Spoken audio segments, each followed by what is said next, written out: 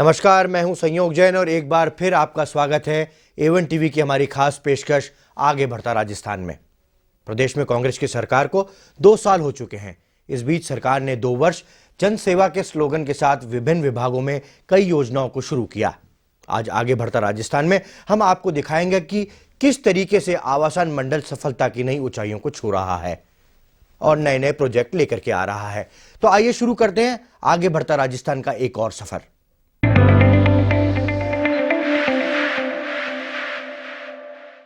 राजस्थान में विकास की कई योजनाएं साकार रूप ले चुकी हैं।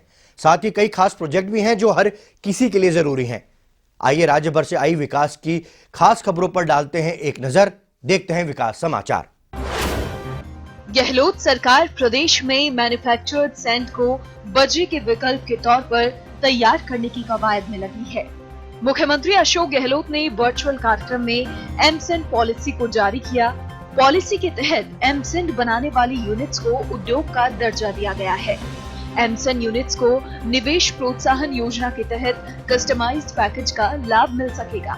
खनन पट्टे आवंटित करने में भी एमसेंड यूनिट्स को प्राथमिकता दी जाएगी और कुछ प्लॉट्स इनके लिए आरक्षित रखे जाएंगे।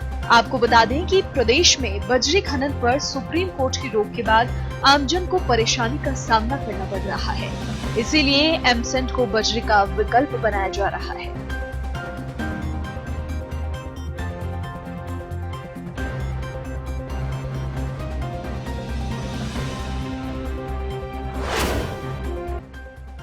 प्रदेश को जल्द ही एक और सैनिक स्कूल की सौगात मिलने वाली है। जी हां, प्रदेश का तीसरा सैनिक स्कूल जल्द ही अलवर में स्थापित होगा। मालाखेड़ा के हल्दीना गांव में सैनिक स्कूल बनाया जाएगा।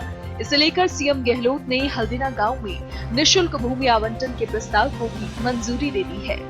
गहलोत ने वित्त विभाग के पास भी प्रस्ताव का अनुमोदन किया है।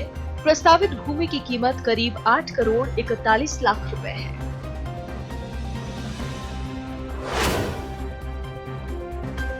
गहलोत सरकार विकास के पथ पर अग्रसर है।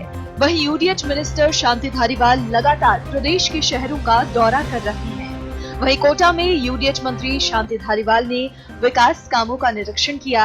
धारीवाल ने इस दौरान केशवपुरा फ्लाईओवर का निरीक्षण किया, जहां पर बचे हुए काम में तेजी लाने के साथ आगामी 15 फरवरी तक फ्लाईओवर का काम पूरा करने के निर्देश दिए। इसके साथ ही धारीवाल ने अकेलगढ़ में हो रहे काम का भी जायजा लिया। धारीवाल का कहना है कि यहां का काम पूरा होने के बाद पेयजल की 100 MLD छीजत रुकेगी।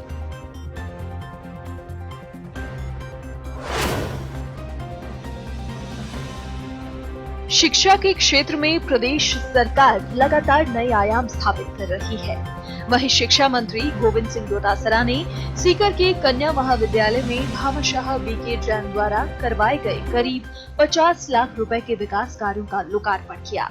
इस अवसर पर डोटासरा ने डॉक्टर वीके जैन को बधाई दी। पीसीसी चीफ और शिक्षा मंत्री गोविंद सिंह डोटासरा शेखावाटी इलाके को लगातार सौगातें दे रहे हैं। डोटासरा ने कहा कि दिल्ली और राजस्थान में लक्ष्मणगढ़ का पूरा फोकस है और शेखावाटी सर्किट हाउस बनाने की भी योजना है। डोटासरा ने कहा कि लक्ष्मणगढ़ की जनता के सहयोग से मैं मंत्री और पीसीसी चीफ बना हूं और मेरा अधिकार है कि मैं आपके सहयोग से विकास करवाऊं। वहीं उन्होंने कहा कि मेरा ये प्रयास रहेगा कि जल्दी ही 300 करोड़ रुपए की लागत से हर घर नल में इंदिरा नहर का पानी पहुंचे, जिसका कार्य प्रगति पर है।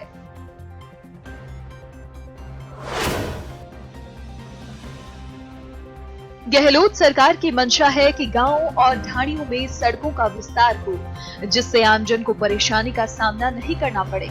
ये कहना है श्रम मंत्री टीकाराम जूली का। जूली ने 12 में नगर परिषद की ओर से निर्मित सीसी सड़क का लोकार्पण किया। इसके बाद जिला स्तरीय अधिकारियों की बैठक हुई। वहीं जूली ने जिले में चल रहे विकास कामों का भी फीडबैक लिया।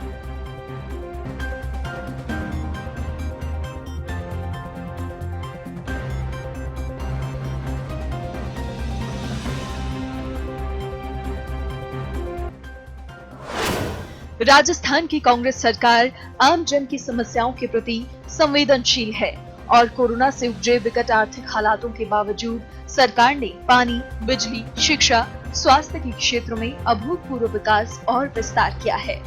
ये कहना है महिला बाल विकास मंत्री ममता भूपेश का। इस दौरान उन्होंने हापावास ग्राम पंचायत में पेयजल सुविधा के जलाशय निर्माण कार्य का शिलान्यास किया। इस मौके पर मंत्री ने कहा कि आपके मान सम्मान, स्नेह और आशीर्वाद से अभिभूत हूँ। अलवर के बानसूर के लोगों को चिकित्सा के क्षेत्र में राहत मिली है। यहाँ के लोगों को अब अलवर कोटपूतली नहीं जाना पड़ेगा। जी हाँ, विधायक शकुंतला रावत ने सीएचसी में टीबी मशीन और लैब का उद्घाटन किया। इस दौरान विधायक ने अस्पताल में व्यवस्थाओं का भी जायजा लिया। उन्होंने कहा कि मुख्यमंत्री अशोक गहलोत और चिकित्सा मंत्री रघु शर्मा लगातार चिकित्सा के क्षेत्र में लोगों को सौगातें दे रहे हैं। यहाँ तक कि कोरोना काल में भी मरीजों को परेशान नहीं होना पड़ा। सिरोही जिले के शिवगंज बस स्टैंड पर बाबा साहेब भीमराव अंबेडकर की मूर्ति का वर्चुअल उद्घाटन किया गया, जिसमें वीसी के जरिए स्वायत्त शासन मंत्री शांति धारीवाल और राज्यसभा सांसद नीरज डांगी जुड़े। वहीं शिवगंज स्थित कार्यक्रम स्थल से आरसी अध्यक्ष वैभव गहलोत और विधायक संयम लोढ़ा, जिला कलेक्टर भगवती प्रसाद, एसपी हिम्मत अभिलाष वीसी के जरिए जुड़े और अनावरण किया गया। आपको बता दें कि अंबेडकर सेवा समिति ने नगरपालिका शिवगंज की सहायता से करीब 10 लाख की लागत से बाबा साहेब भीमराव अंबेडकर की मूर्ति बनवाई थी। मुख्यमंत्री अशोक गहलोत ने राज्य में पेट्रोल और डीजल पर लगने वाले वैट की दर में 2% की कमी करके लोगों को बड़ी राहत दी है। कोविड-19 महामारी के कारण आर्थिक गतिविधियों के प्रभावित होने और राजस्व में आई कमी के बावजूद सीएम ने आमजन के हित में यह महत्वपूर्ण निर्णय किया है। इससे आमजन के साथ साथ ट्रांसपोर्ट, इंफ्रास्ट्रक्चर, रियल एस्टेट और अन्य व्यवसाय को भी काफी राहत मिलेगी। वैट की दरों में कमी से राज्य सरकार को प्रतिवर्ष राजस्व में 1000 करोड़ रुपए की कमी आएगी।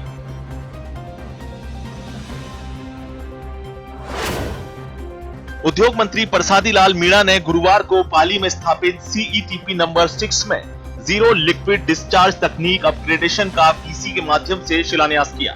100 करोड़ रुपए की लागत की 12 MLD क्षमता की इस परियोजना से प्रतिदिन करीब 1 करोड़ लीटर भूजल का संरक्षण होगा और पानी की गुणवत्ता में भी सुधार होगा।